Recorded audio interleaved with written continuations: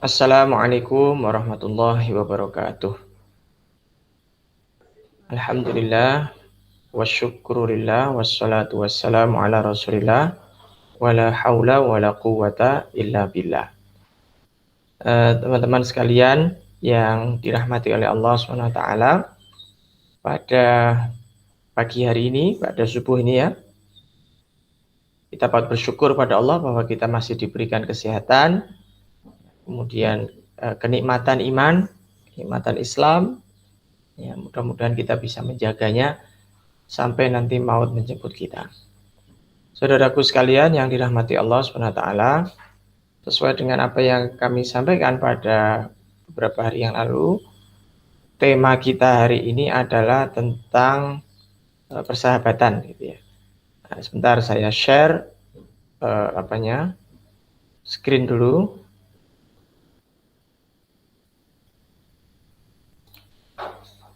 Oke. Sudah kelihatan ya? Sudah. Baik. Temanya adalah pegang erat sahabat solih atau solihahmu dan jangan lepaskan. Ya. Kenapa tema ini diambil? Ya salah satunya karena kita ini kan hidup pasti punya sahabat ya, dan sahabat kita itu banyak ragamnya. Khusus untuk yang solih solihah ini, ternyata para ulama berpesan jangan lepaskan, kira-kira begitu. Nah, ini saya hanya menyampaikan apa yang menjadi pesan para ulama. Oke. Apa yang kita bahas pagi hari ini nanti sedikit pengantar, kemudian dilanjutkan dengan kisah sahabat Abu Darda dan Salman. Jadi kita akan mengulik bagaimana kisah persahabatan di antara mereka berdua. Kemudian nanti dilanjutkan dengan ciri, apa sih sebenarnya ciri-ciri sahabat solih atau solihah itu. Kemudian apa saja keuntungan yang bisa kita dapatkan ketika kita punya sahabat yang solih atau solihah. Nah, dan nanti diakhiri dengan kesimpulan. Oke, kita mulai saja. Jadi Umar bin Khattab radhiyallahu an itu pernah berkata bahwa ma'atal abdu ba'dal islam ni'mah khairan min akhin salih fa idza wajada ahadukum waddan min akhihi falyatamassak bih, gitu ya. Kata beliau, tidaklah ada nikmat ya, setelah Islam yang lebih baik daripada akhin soleh, daripada saudara atau teman yang soleh, sahabat yang soleh. Fa idza wajada ahadukum, nah, jika kamu mendapati sosok sahabat yang soleh seperti itu, fal yatamassak bih, maka pegang erat, jangan lepaskan, kira-kira begitu kalau bahasanya Umar bin Khattab. Karena menurut beliau Islam itu kan sebuah kenikmatan. Kita bisa menjadi seorang muslim itu adalah suatu kenikmatan. Nah, setelah Islam maka nikmat berikutnya adalah ketika kita punya sahabat yang soleh ataupun solihah. Nah, sahabat soleh atau solihah itu kalau dalam hadis itu diibaratkan seperti penjual minyak wangi. Ya, ini dalam hadis Bukhari Muslim sahih, dan saya kira ini teman-teman sudah pernah mendengarnya. Rasulullah bersabda, masalul jalisis soleh, perumpamaan orang yang soleh, wasau, dan orang yang buruk begitu ya, kahamil misk, seperti pembawa minyak wangi ya, penjual minyak wangi, wanafihil kir, dan tukang las gitu. Fahamilul misk, maka penjual minyak wangi imma ayyukhdiyaka wa imma anta beta'amin, ya boleh jadi dia memberikan kamu sampel parfum gitu ya untuk kamu coba, wa imma anta jidamin rihan thayyibatan, atau minimal dapat bau wanginya lah gitu. Wa nafikhul kir, sedangkan tukang las itu imma ayuhriqa thiyabaka, boleh jadi bisa membakar pakaianmu, wa imma anta jidarihan khabithah, dan juga bisa menimbulkan bau yang tidak enak. Nah, ini hanya sebuah tamthil, perumpamaan saja. Kalau kita bergaul dengan orang yang solih, ya seperti bergaul dengan orang penjual minyak wangi. Minimal kita kecipratan wanginya, kecipratan dari kebaikan dia, ya, sehingga kita tertarik untuk kemudian mencoba, mengikuti apa yang menjadi kebiasaannya. Nah, berikutnya ada juga hadis yang lain yang menarik, bahwa ternyata sahabat itu seperti cermin. Nah, sahabat itu seperti cermin. Artinya begini teman-teman. Kalau kita ingin melihat siapa potret seseorang itu, maka cukup lihat siapa sih teman dia, siapa sih sahabat dia. Nah, itu seperti halnya disampaikan oleh Rasulullah dalam hadis riwayat Abu Daud dan Tirmidzi sahih. Qala Rasulullah SAW, ar-rajulu ala dini khalilihi. Ya, keberagamaan seseorang itu adalah sesuai dengan keberagamaan teman dekatnya. Falyandur ahadukum, maka hendaklah kalian melihat, ya, memperhatikan mayu khalilu, siapa yang menjadi teman dekatnya. Nah, jadi kalau ingin melihat potret seseorang, lihat saja teman dekatnya. Kalau teman dekatnya agamanya bagus, hampir pasti dia juga insya Allah bagus.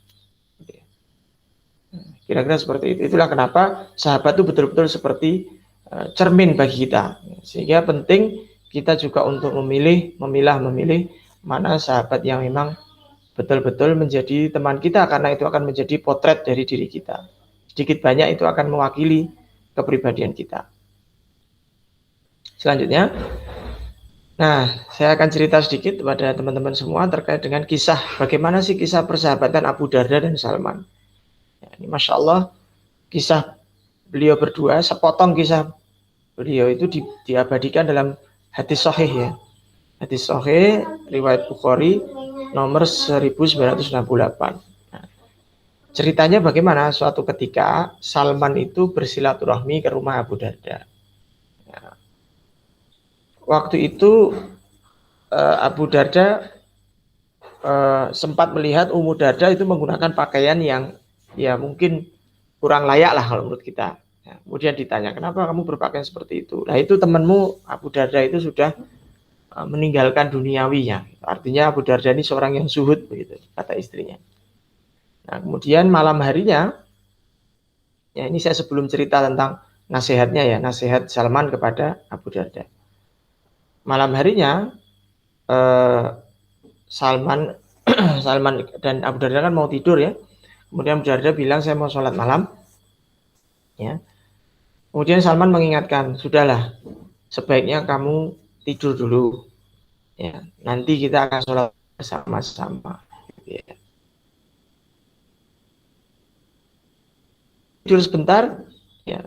Abu Darda berharap Salman sudah tidur sehingga Abu Darda bisa sholat lagi. Kemudian Salman mengetahui keadaan itu dan mengingatkan lagi Abu Darda, sudahlah bro, istirahat dulu, kira-kira begitu, ya, kalau bahasa kita. Istirahat dulu saja. Nanti di akhir malam kita mengambil keutamaan sholat tahajud itu. Sama-sama kita sholat tahajud. Nah, kemudian sebentar saya accept dulu teman saya.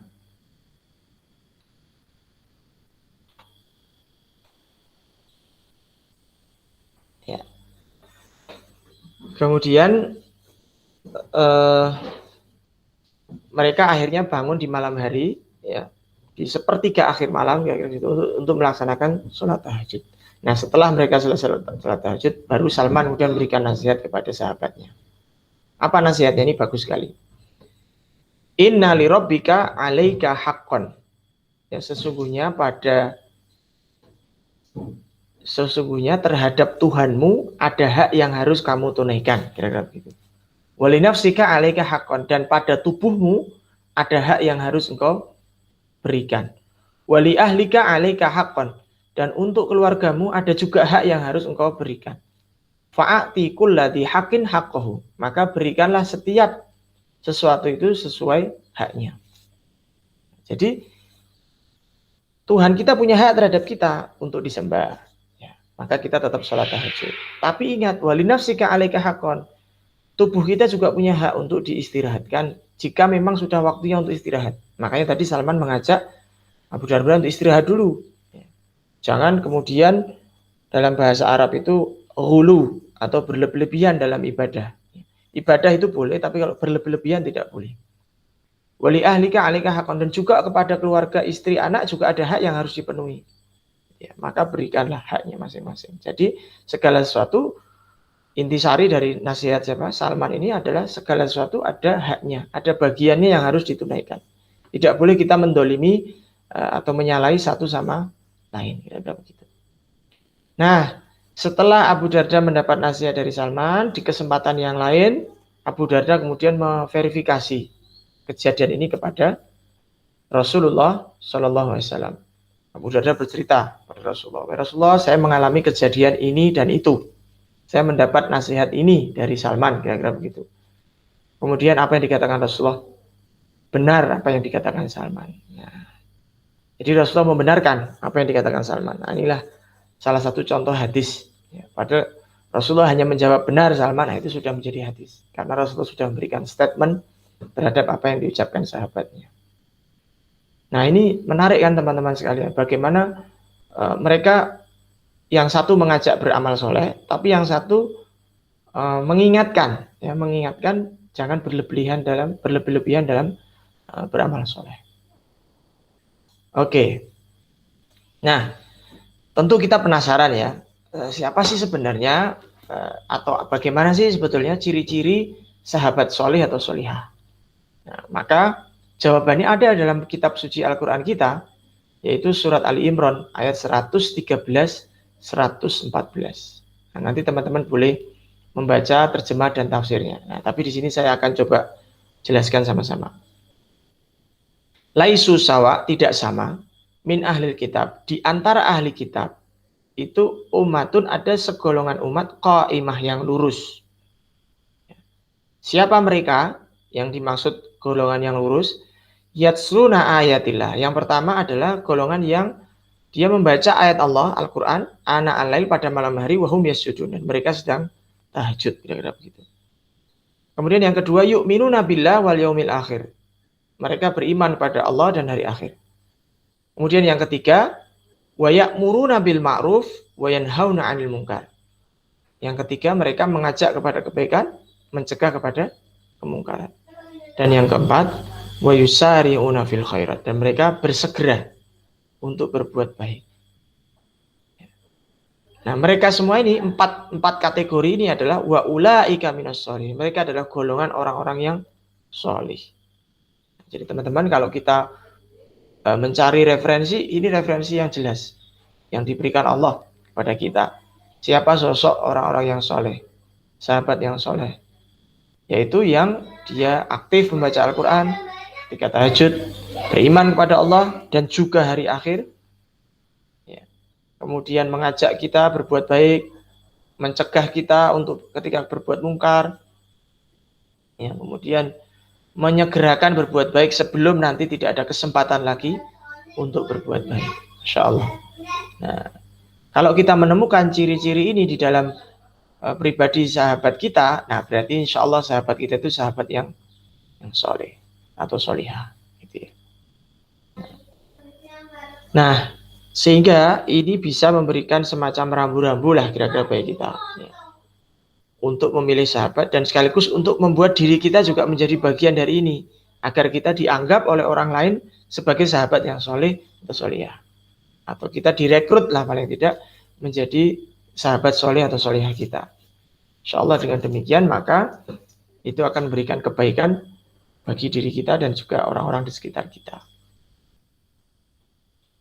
Nah, apa sih keuntungannya? Apa saja keuntungannya ketika kita sudah tahu ciri-cirinya sahabat soleh ini gitu tadi ya. Nah, sekarang bagi kita benefit apa yang kita peroleh kalau kita punya sahabat yang soleh atau soleh? Ada banyak sekali, tapi hanya saya sebutkan 8 atau 7 ya di sini. Yang pertama, sahabat yang soleh itu akan mengingatkan kita untuk beramal soleh. Mereka akan mengajak kita beramal soleh. Jadi jangan heran kalau tiba-tiba ada orang yang mengajak kita berbuat baik. Nah, itu cirinya sahabat soleh. Kita tidak boleh bosan, kita tidak boleh bete, kita tidak boleh ngedumel gitu ya kalau ada orang ngajak berbuat baik. Karena kita bersyukur nih masih ada orang yang mau ngajak kita. Kalau nggak ada yang ngajak, nah kita kemana nanti? Juga di saat terjatuh dalam kesalahan, dia juga akan mengingatkan. Nah, itu sahabat yang benar, bukan berarti hanya ngajak baik saja, kemudian tidak pernah menegurnya. Nah, contohnya adalah kisah Abu Darda dan Salman tadi. Ketika Abu Darda itu bersikap hulu, berlebih-lebihan di dalam beribadah. Salman mengingatkan, jangan berlebihan, bahwa di dalam hal segala sesuatu itu ada haknya masing-masing yang harus ditunaikan. Di sisi lain Abu Darda juga mengajak Salman untuk beribadah, untuk sholat tahajud, kira-kira begitu, untuk sholat malam. Nah ini saling persahabatan yang saling memberikan keuntungan satu sama lain. Kemudian yang kedua, untungnya apa? Sahabat yang soleh itu adalah sahabat yang bukan hanya memberikan manfaat di dunia. Jadi benefitnya bukan hanya dimensinya, bukan hanya duniawi, tapi juga ukhrawi. Kenapa? Karena besok sahabat yang soleh itu insya Allah akan dibangkitkan bersama di hari akhir itu bersama mereka. Kata Nabi, almar'u, qala Rasulullah SAW, almar'u ma'aman ahad. Seseorang itu besok di hari akhir akan dibangkitkan bersama dengan orang yang dia cintai. Itu sahabatnya. Ya. Jadi kalau kita ingin mendapatkan ya kebahagiaan bersama dengan sahabat kita, ya maka ya harus dijalin dengan jalinan yang konstruktif, jalinan yang baik, agar besok kita benar-benar bisa dibangkitkan bersama dengannya. Oh, saya punya teman jamaah masjid, nah nanti dia akan besok dibangkitkan Allah bersama dengan teman-teman bareng satu jamaah masjid, satu rombongan. Oh, ini teman saya kajian, ini teman saya ngaji. Besok bukan tidak mungkin oleh Allah kemudian dibangkitkan di hari akhir bersama dengan dia. Oh, ini teman saya misalnya puasa sunnah, gitu ya. Nah, saya selalu janjian dengan dia untuk puasa sunnah, saling mengingatkan satu sama lain. Bukan tidak mungkin besok akan dibangkitkan oleh Allah bersama di akhirat, sesuai dengan hadis Nabi Muhammad SAW. Berikutnya, sahabat soleh ini juga punya potensi memberikan penularan seperti halnya virus ya. Jadi kebaikan itu seperti virus, itu cepat sekali menular. Mungkin kalau sekarang virus Delta gitu ya, hanya waktu 5 detik sudah tertular, insyaallah. Nah, soleh itu juga begitu, kesalehan itu juga bisa menular. Seperti halnya mahfudat itu apa ya? Kata mutiara, as-sahibu sahib. Yang namanya teman itu sahib, dia seperti ibarat magnet. Dia menarik, dia membuat orang kemudian ingin tertarik mengikuti dia. Ibaratnya ini seperti orang marketing lah, sahabat itu seperti marketing. Dia itu bisa membuat temannya itu tiba-tiba ketarik aja, ya, dengan atau tanpa sebab gitu. Ya karena itulah karakteristik sahabat itu ibarat magnet, sehingga peluang untuk tertular itu besar. Kalau kita punya sahabat soleh, maka kita insya Allah bisa tertular kesalehannya. Yang keempat, sahabat soleh ini juga mengajarkan ilmu yang bermanfaat. Masya Allah. Ya, kita ambil contoh siapa ya? Mu'ad bin Jabal. Ya, Mu'ad bin Jabal ini adalah salah seorang sahabat Nabi ya, yang bisa memberikan benefit yang luar biasa kepada Nabi Muhammad SAW. Nabi pernah berkata, tidak ada yang paham tentang halal haram melebihi Mu'ad bin Jabal. Artinya apa? Nabi mengandalkan Mu'ad bin Jabal ini sebagai ahli fikih. Ini pakarnya fikih. Bahkan Nabi pernah bertanya, wahai Mu'ad bin Jabal, apa yang menjadi dasar kamu ketika kamu mengambil suatu hukum fikih, katakan gitu ya. Kata Mu'ad, ya berdasarkan Al-Quran. Nah kalau engkau tidak dapati, kalau aku tidak dapati dari Al-Quran, aku ambil dari hadis Rasulullah SAW. Nah kalau engkau, maka aku akan mengambil ijtihad. Ya, dan aku tidak akan berbuat sia-sia. Artinya tidak akan berbuat dolim lah dengan ijtihadnya itu. Masya Allah. Teman-teman sekalian, Mu'ad bin Jabal terbukti adalah sosok sahabat yang memberikan keuntungan bagi Nabi sebagai ahli fikih. Bukan hanya bagi Nabi, tapi bagi sahabat Umar bin Khattab. Di masa kepemimpinan Umar bin Khattab, Mu'ad bin Jabal ini sering sekali membantu Umar di dalam mengambil satu keputusan yang terkait dengan hukum syariat, terkait dengan fikih. Ya, jadi ini luar biasa, kontribusi Mu'ad ini sebagai teman yang mengajarkan ilmu yang bermanfaat, ini luar biasa. Kemudian yang berapa ini? Kelima ya. Keuntungan punya sahabat adalah dia akan tidak bosan-bosannya mendoakan kita dalam kebaikan. Ya. sahabat kita itu kadang mendoakan kita itu secara terang-terangan, tapi kadang mendoakan kita secara diam-diam. Nah, teman-teman, yang menarik nih, ada hadis riwayat Muslim nomor 2733. Ini menarik. Da'watul mar'il muslim, ya, doanya seorang muslim li akhihi, kepada saudaranya muslim yang lain, bidhahril ghaibi, dengan tanpa sepengetahuan saudaranya. Berarti ini mendoakan saudaranya secara diam-diam. Itu mustajabatun. Itu mustajabah. Ya, mustajabah itu makbul lah, kira-kira begitu. Inda ra'sihi malakun muwakkalun. Di kepalanya orang itu yang sedang berdoa itu ada malaikat. Ya, kullama da'a li akhihi, ketika seorang muslim itu sedang mendoakan saudaranya secara diam-diam bi khairin, dengan suatu kebaikan, artinya mendoakan yang baik-baik ya. Misalnya Allahumma zukhum rizqan halalan thayyiban, misalnya ya Allah berikanlah rizki kepada teman-teman hamba ini, rizki yang halal, yang thayyib, yang berkah, misalnya. Itu kan berarti doa kebaikan. Maka apa? Ketika orang itu mendoakan saudaranya diam-diam, doa kebaikan, qalal malak, maka berkata malaikat, amin. Semoga Allah mengabulkan. Semoga diperkenankan oleh Allah. Walaka bimislin. Dan kamu juga akan mendapatkan hal yang sama. Jadi, Masya Allah teman-teman, ketika kita mendoakan tadi misalnya, ya Allah berikanlah rizki terhadap saudaraku, ya, teman-temanku ini, rizki yang halal, thayyib, dan berkah. Maka malaikat otomatis mengamini, dan doa itu juga akan berlaku untuk kita. Seperti cermin juga.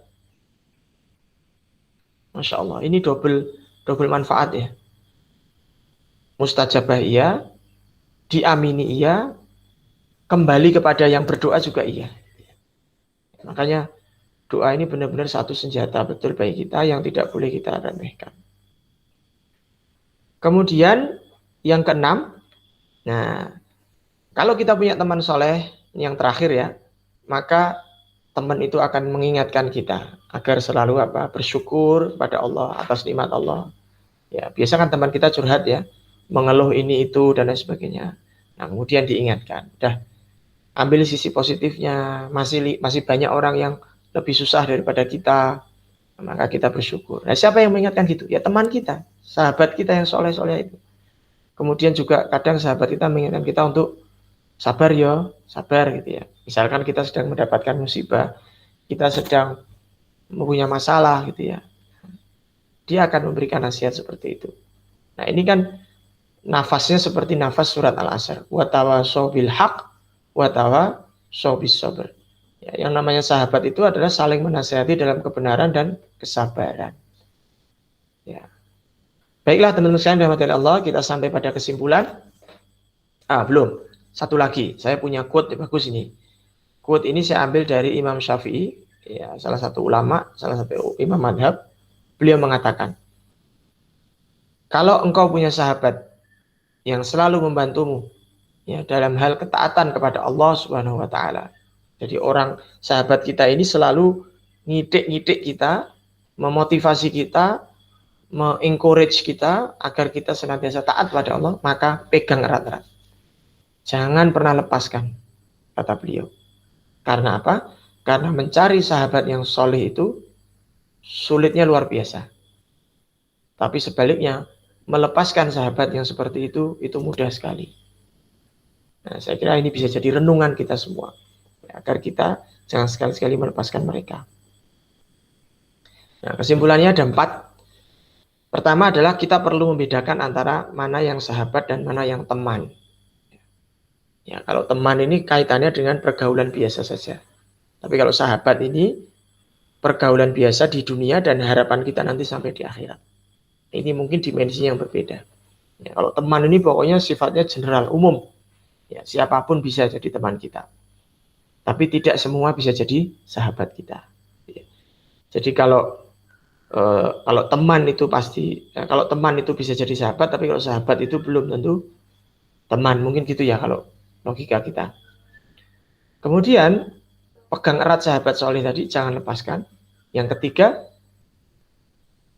sahabat itu disadari atau tidak disadari, itu bisa mempengaruhi gaya bicara kita, mempengaruhi cara berpikir kita, perilaku kita, akhlak kita, bahkan juga bisa mempengaruhi tujuan hidup kita.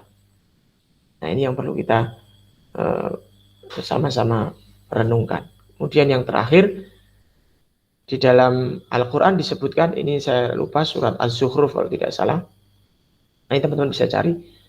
A'udzubillahi minasyaitonirrajim. Al-akhilla yauma idzin ba'duhum li ba'din aduwwun.